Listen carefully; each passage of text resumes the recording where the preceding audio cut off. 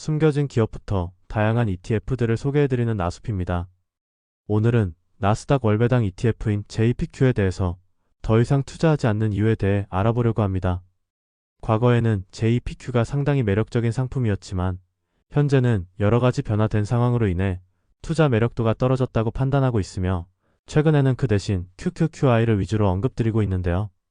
오늘 영상을 통해 JPQ의 어떤 부분이 아쉬운지 투자자분들께서 참고하시면 좋을 것 같습니다.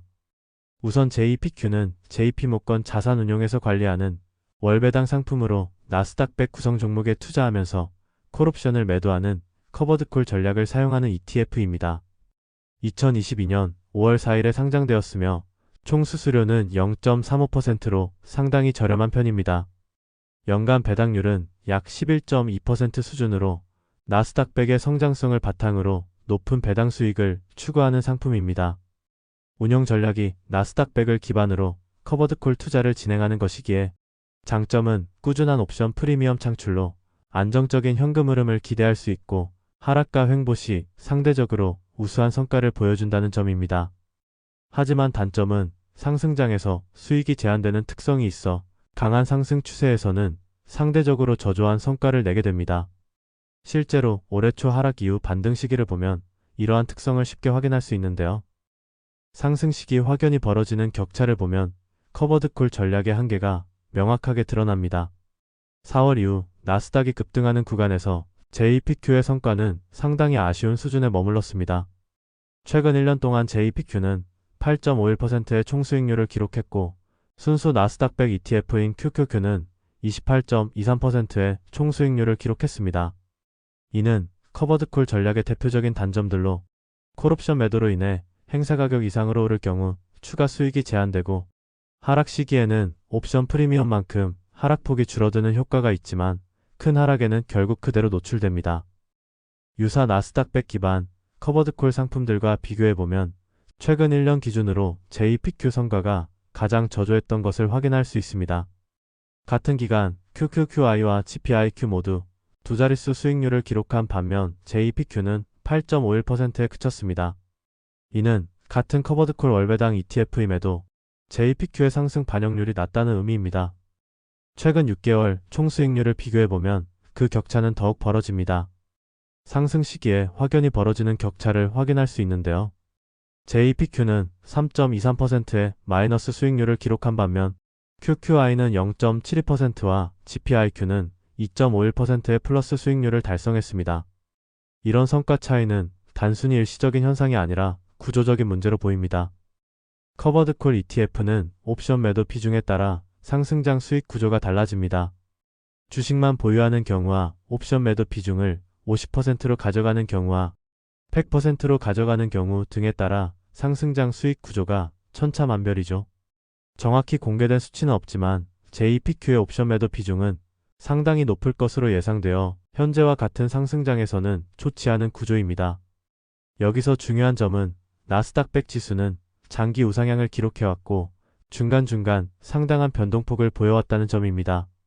그렇기에 현금 흐름을 위해 투자한다고 해도 상승분과 반등분을 잘 반영하는 커버드콜 ETF가 유리하다고 판단됩니다.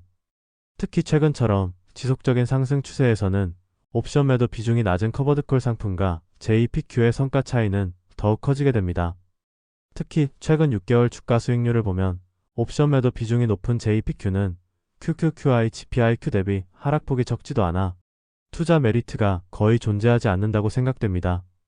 QQI와 GPIQ는 결국 하락폭을 다시 회복하면서 플러스 수익률로 전환되었지만 JPQ는 여전히 6개월 주가 수익률 또한 마이너스인 상태입니다. 따라서 변동성 완화와 현금 흐름을 위해 JPQ를 선택하기에는 훨씬 더 나은 여러 고려사항이 있습니다. 아예 다른 자산을 기반으로 하는 월배당 ETF도 많이 존재하고 변동성 완화 측면에서도 금 ETF 등을 활용하는 것이 훨씬 유리합니다. 특히 금리 상황이나 시장 환경을 고려할 때 분산 측면에서는 나스닥 100에 커버드콜을 적용하는 전략보다는 다른 접근법이 더 효과적일 수 있습니다. 정리하자면 JPQ는 상승장 기회비용이 너무 크고 상대적으로 장기 복리 효과가 제한되며 대체 ETF에서 더 높은 총수익 기대가 가능합니다. 따라서 현재 시점에서는 JPQ보다는 다른 월배당 ETF나 직접 투자를 고려하는 것이 좋겠습니다. 나스닥100 기반 상품 중 대체 종목들을 살펴보면 QQI는 안정적인 상승 추세와 높은 배당률을 제공하고 GPIQ는 가장 우수한 상승 추세를 보이면서도 배당률은 다소 낮은 특성을 보입니다. 현재 시점에서는 JPQ보다 투자자의 목적에 따라 이런 대안들을 고려해 볼 수 있습니다.